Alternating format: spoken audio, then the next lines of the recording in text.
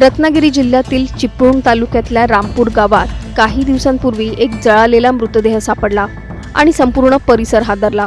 आवटेवाडी परिसरात एका आंब्याच्या बागेजवळ मानवी अवशेष सापडले। हाडांचे तुकडे, अंगठ्या आणि काही जळालेल्या वस्तू। हे दृश्य इतकं भयानक होतं की गावकऱ्यांनी तात्काळ पोलिसांना माहिती दिली आणि इथून सुरू झाला एका गूढ हत्येचा तपास। सुरुवातीला पोलिसांसमोर मोठं आव्हान होतं। मृतदेह जळालेला, ओळख पटवणंही कठीण, कोणताही स्पष्ट पुरावा नाही। पण चिपळूण पोलिसांनी हार मानली नाही।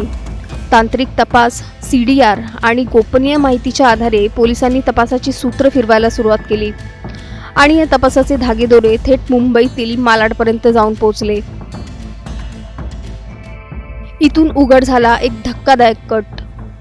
मुंबईच्या मालाडमध्ये राहणारे एजाज कुरेशी, वय 54, यांची हत्या झाल्याचं समोर आलं आणि ही हत्या कोणी केली तर चिपळूणमधीलच विशाल खोडदेकर आणि त्याची प्रेयसी जन्नतुन्निसा खान। कारण काय तर पैशांचा वाद। जन्नतुन्निसाने कुरेशींकडे भाड्याने घेतलेल्या घरासाठी 4 लाख रुपये डिपॉझिट दिलं होतं, पण ते पैसे परत मिळत नव्हते आणि या वादातूनच 15 नोव्हेंबर 2025ला मालाडमध्ये कुरेशी यांना बोलावून विशाल आणि जन्नतुन्निसाने बेदम मारहाण केली। यात कुरेशींचा मृत्यू झाला। हत्या केल्यानंतर सुद्धा आरोपी थांबले नाहीत। पुरावा नष्ट करण्यासाठी त्यांनी मृतदेह बॅगेत भरला, कारच्या डिक्कीत ठेवला आणि मुंबईहून थेट चिपळूणला आणला। चिपळूणच्या रामपूरमधील एका आंब्याच्या बागेत मृतदेह पुरण्यात आला, पण 2 महिन्यानंतर जे घडलं ते आणखी भयानक होतं। हिंस्त्र प्राण्यांनी तो मृतदेह बाहेर काढला होता। हे पाहून घाबरलेल्या विशालने मृतदेहावर डिझेल टाकून तो जाळून टाकला। पुरावे पूर्णपणे नष्ट करण्याचा हा प्रयत्न होता, पण म्हणतात ना, गुन्हा कितीही लपवला तरी तो बाहेर येतोच।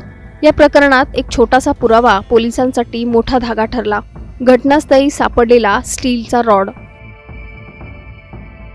डॉक्टरांनी सांगितलं की हा रॉड शस्त्रक्रियेत वापरला जातो। मालाड पोलिसांच्या मिसिंग तक्रारीत एजाज कुरेशी यांच्या पायात असाच रॉड असल्याची माहिती होती आणि इथूनच पोलिसांना खात्री पटली।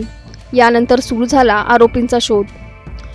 विशाल खोडदेकरने सिम कार्ड बंद केलं होतं, पण तो फेसबुकवर सक्रिय होता।